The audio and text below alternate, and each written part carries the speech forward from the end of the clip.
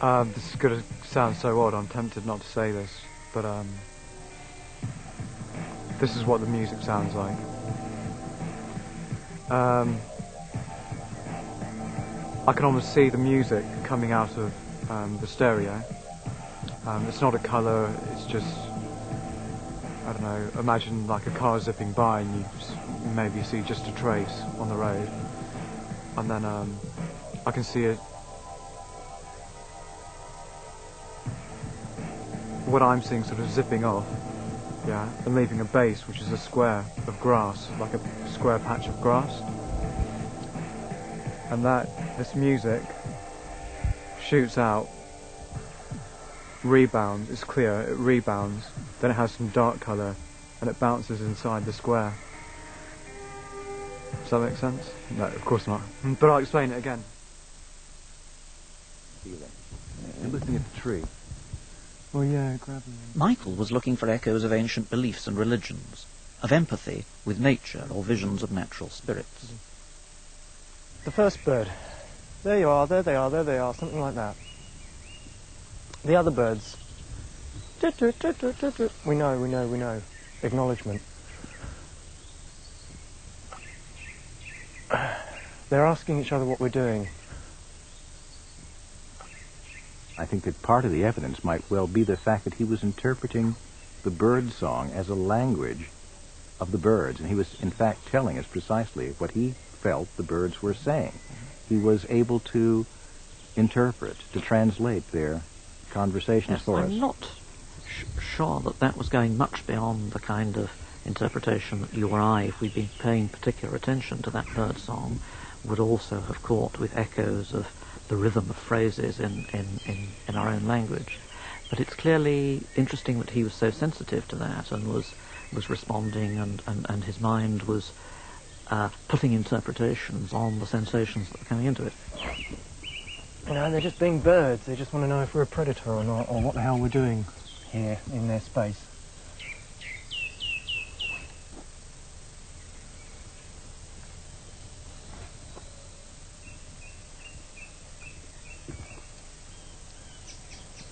You know, they've gone quieter now. They've got used to us. The alarm's over.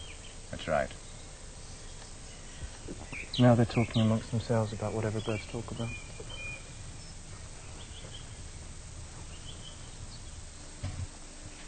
By now, Cosmo had processed the results of Ed's EEG test.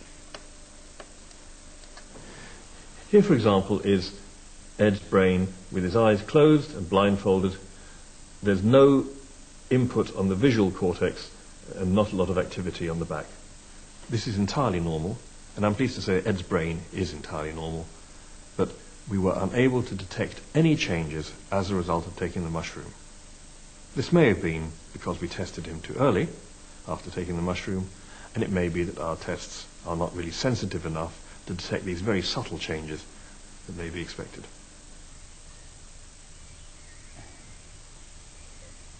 We were also looking for signs of size distortion, as described in Alice in Wonderland.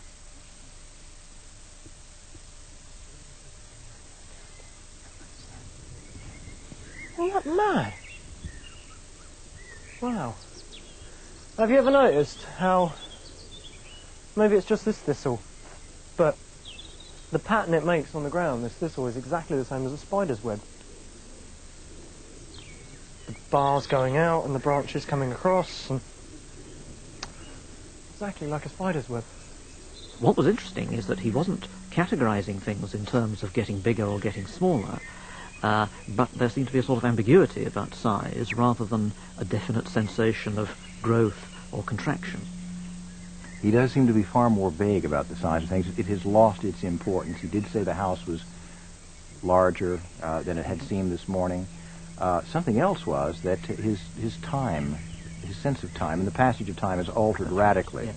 And he's made that very clear as well. The time seems to have altered more than the sense of size. Absolutely. We've been asking him questions Yes, about about size, spatiality. and that doesn't seem to have quite the same resonance, but time certainly Exactly. is what has been altered and distorted in all Indeed, this. indeed.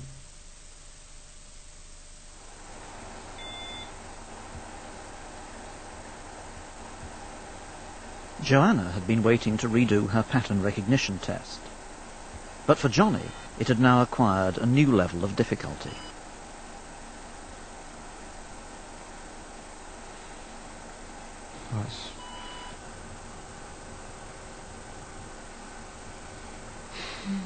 I mean, they're changing. The shape of them is changing. That's okay. And That's right. they're sort of looking like other things, shapes.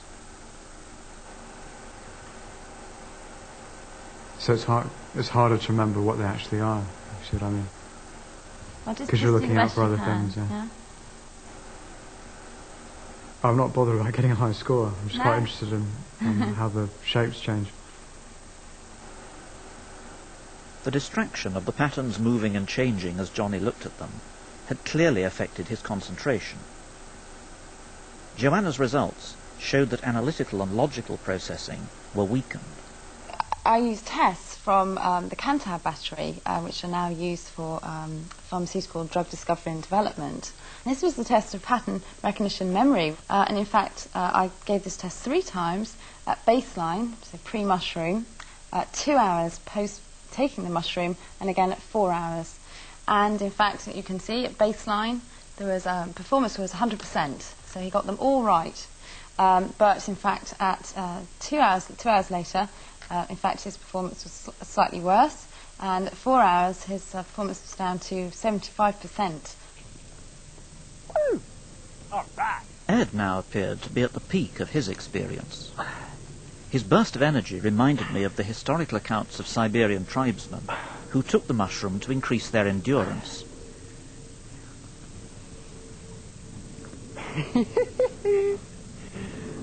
Yeehaw!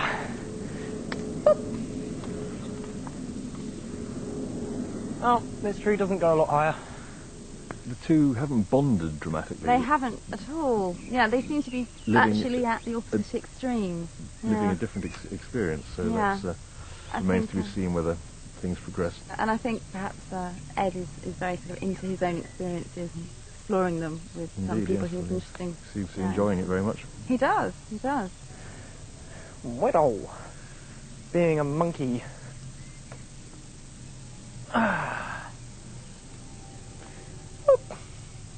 Where are my footfolds?